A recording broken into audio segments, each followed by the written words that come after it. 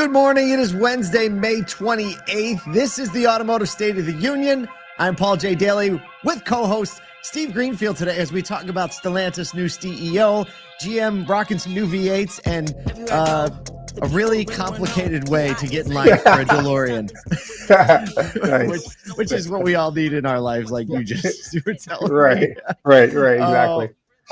Before we get into it, I just want to remind everybody we have an ASOTU Edge webinar going on today. We're talking to our friend Cindy Allen with Stone Eagle, talking about some what they're calling high octane data. Basically, they have the most data from end to end on transactions in the industry, period, end of story. And we have a webinar about this. You can go to asotu.com and just sign up. You know how it works. Please join us live if you can.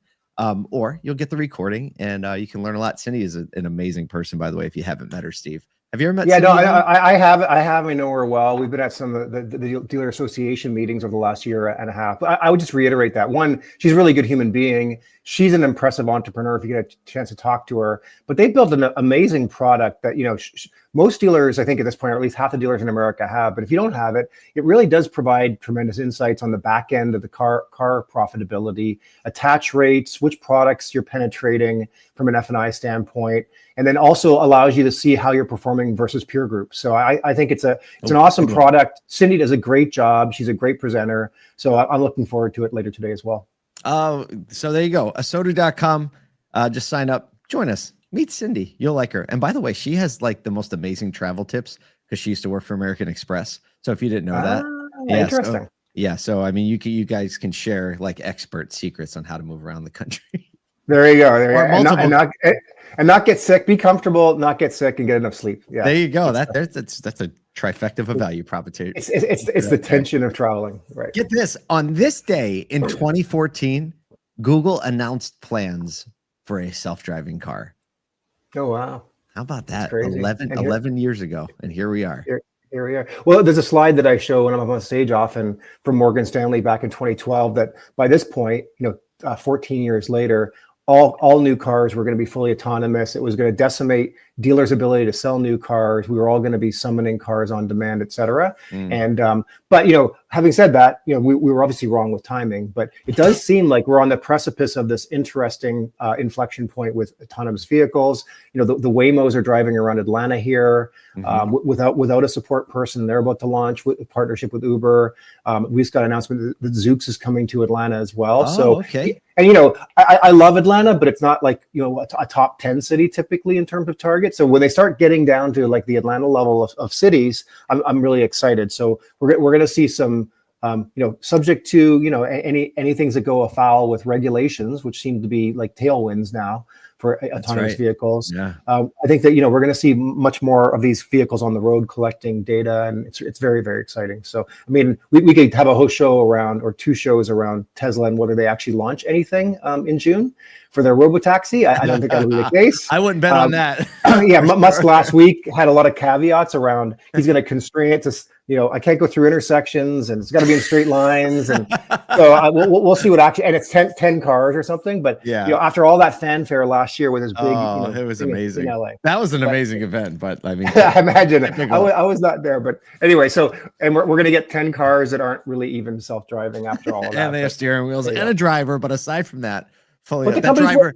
$1 billion because we're going to have Optimus robots as our companions. So I say, look at the monkey, Right, exactly. All right, let's talk about Stellantis' new CEO. After a 6-month search, Antonio Filosa is Stellantis' new CEO with more than 25 years experience in the industry and leadership experience across Brazil, North America, and other global roles. Filosa is stepping in as the company is facing pressure on multiple fronts. That might be an understatement. He starts on June 23rd, replacing Carlos Tavares after his December resignation. Currently, he's the COO for the Americas and Global Chief Quality Officer, and is credited with restoring confidence internally. Challenges include reversing a 10% Q1 shipment drop, regaining dealership trust, and addressing a potential $7.1 billion hit from a Trump-proposed 25% tariffs. He's reinstalled key leadership, bringing back Rams Tim Kunikis and U.S. sales head Jeff Komar to stabilize operations. He says in January, he said, one of my first decisions has been to bring back talents we lost in the past. So what do you think, Steve? Is this a new chapter for Stellantis? The few things it mentioned there are all quite substantial mountains to climb. Yeah, well, other than running Nissan right now, this is the hardest job maybe in the industry. And amongst everything else that you said, also just trying to anticipate electrification, and they haven't really done a good job of that either. So I think that so it's going to be a very, very hard job, totally like the metaphorical uphill battle, right? Pushing a big stone up the hill. But at the same time, these are the moments in time where someone can come in and be really transformational. And I think that the expectations are quite low. So fingers crossed here. I mean, the thing is, it's a storied brand. There's all kinds of great brands in that portfolio. You look at Jeep, you look at these Challengers and Chargers, et cetera. And like if he can come in, put a good team in place and make good, strong, incremental changes, then we could see a transformation there. I know the dealers would welcome that if they got better product and it was a better brand and more respected, et cetera. But we'll see. Like I said, I mean, the good thing is when you've been beaten down so low, there's really no way where to go but up. What do you think the timeline is that most organizations of this size have to decide whether or not this is going to be transformational? How much time do they typically give them to make some positive movement? Well, I mean, I think the academic research shows that the average CEO of a Fortune 500 company only lasts 3 or 4 years. But in the first like sort of 9 months if they've set the foundation for success. So I don't think they'll have a lot of tolerance if the things aren't heading in the right direction. Like I said, I think there are levers to pull, and those levers should be able to you'll be able to see whether or not they're having effect pretty quickly here. But there also won't be a lot of tolerance. It's a high pressure position. These CEOs get rewarded like really with really big checks every year, and people sort of dismiss that. But it's a high pressure position. You have to deliver. And it's really more about the results than it is how many hours a week you work. And he is going to have expectations that he's got to make positive movements right out of the gate. Speaking of making positive movements, a lot of people think it this way, especially the people that live up here in upstate New York. The EV slowdown has prompted General Motors to double down on internal combustion, shelving a $300 million plan for creating or manufacturing EV motors in its Tonawanda, New York plant, which is right up here by Buffalo, and instead committing a massive $888 million to the next generation V8. Very cute there. So the site's going to continue producing its Gen 5 V8s while ramping up for Gen 6 engines by 2027. New engines featuring performance-boosting, emission-cutting innovations. This investment includes machinery, tooling, facility upgrades. It is the largest ever for a GM engine plant. New York Governor Kathy Hochul said the project will support 870 jobs at Tonawanda Propulsion, including 177 of those jobs which were deemed at risk. CEO Mary Barra said this investment shows the company's commitment to strengthening American manufacturing. EV motors out, V8 engines in. There you go. Long live America. Well, I have mixed feelings on this. I mean, one is we can only meet consumers where they are, right? So if there's consumer demand for vehicles, they got to be building the vehicles that consumers demand. Surely they can anticipate what the demand will be, and therefore, if consumers want to buy V8 pickup trucks, then go for it. Yep.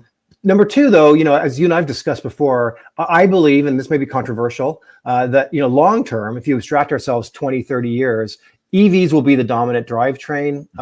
The EV technology will get better with solid state. You'll be able to charge them as quickly as you can put gas in your tank. The range will be thousands of miles, literally, and they'll all be charged through like these inductive plates. So we won't even have cords, right? The cars will just, like your iPhone, you put on a cradle and it's charged. Right, yeah. So I think once the consumer clues in and says, look, these things are much cheaper to maintain. There's no oil changes, no regular maintenance. The cost is at parity. I have no more charging anxiety, et cetera. Then I think that, we will eventually get there. But in the meantime, like I said, we got to meet consumers where they are. The big challenge I have is that, China 15, 20 years ago made these strategic bets about really locking up the EV supply chain.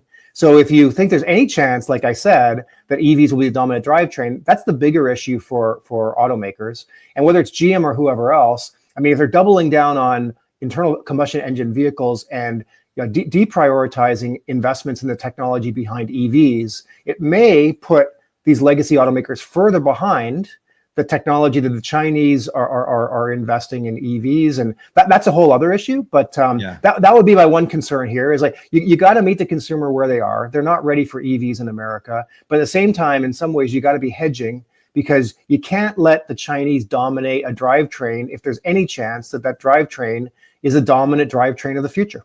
Yeah. It's one of those challenges too. Like you said, it's very complicated because when you have a massive government like the Chinese government behind, with a vested interest in making this the globally preferred drivetrain, it's hard to beat that.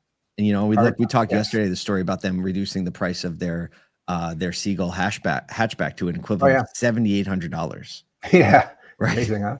It's like, okay, 100% tariff puts that at 15.6. That's still selling out.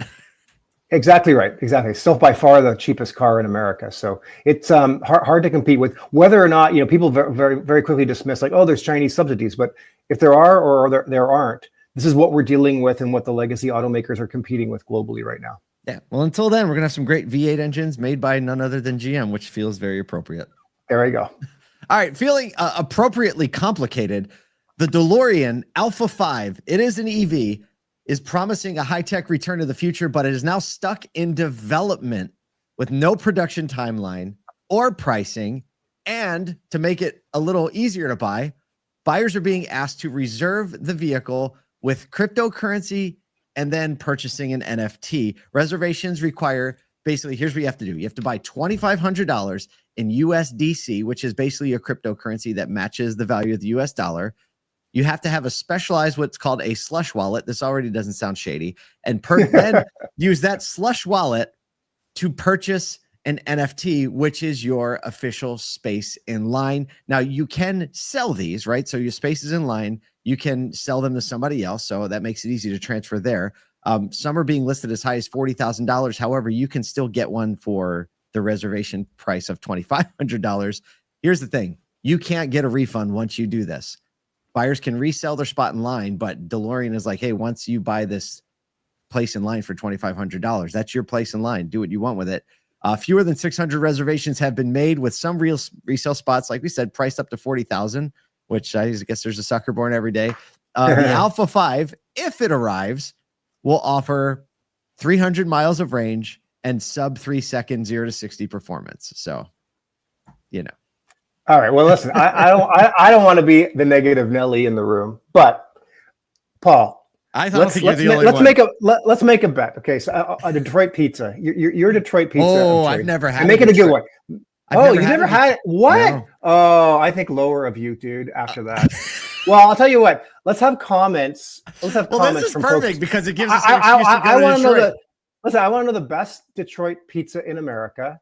I will send Paul a Detroit pizza. You guys vote. Let me know what the best Detroit pizza in America is. I mean, there are good Detroit pizzas. And if you've ever had one, shame on you, Paul. But people are going to think more of you. Explain to me what I don't even know what Detroit pizza is. Well, that's another issue. Let's talk about DeLorean. It's so popular. You're going to know because I'm going to send you one this week according to like the voting below. But let's vote bet a Detroit pizza that this car ever sees a light of day. And I'm taking the under on that one. I just don't think that there's any way. Yeah. Bitcoin or not and all this crap. I can't imagine that this car ever sees the light of day. And listen, I don't want to be accused of like being negative, but I mean, my goodness, it's like this seems like a little bit too mechanical to try to get reservations in advance. Either the car is going to be hot or not. And like this seems like it's just a bit of a smokescreen. I agree with you there. I don't think they're ever going to make it. I think they're maybe going to try to plan to make it, but too many well-funded, well-run organizations have gone out not being able to get this done. I don't think the company that brought the branding from DeLorean to make an EV that has I think like if they were on this track 4 years ago, right? And at this point, I think it'd have more legs, but I think people have seen enough of under 3 second 0 to 60 performance and that it doesn't look, it looks okay, right? It doesn't look unique enough. Like, I don't know. I'm with you though. I mean, we could still get the pizza thing done. But well, listen, this is what we're going to do. So vote for your best Detroit pizza. I'm going to send Paul one and then he's going to eat it live. He's going to eat it live. That's our deal. Okay, so done. I'm funding this, sponsored by Automotive Ventures. Let's do it. Okay, fine. We'll get back on a live stream, and I will eat a pizza. That'll be the title of the live stream. Steve watches Paul eat a Detroit pizza, and we'll probably have more views than any of the other substantive content of all time. Record of all time. Thank you for being with us today, Steve. Everyone else there, go out there, sell some cards, take care of some people, and don't buy the DeLorean thing.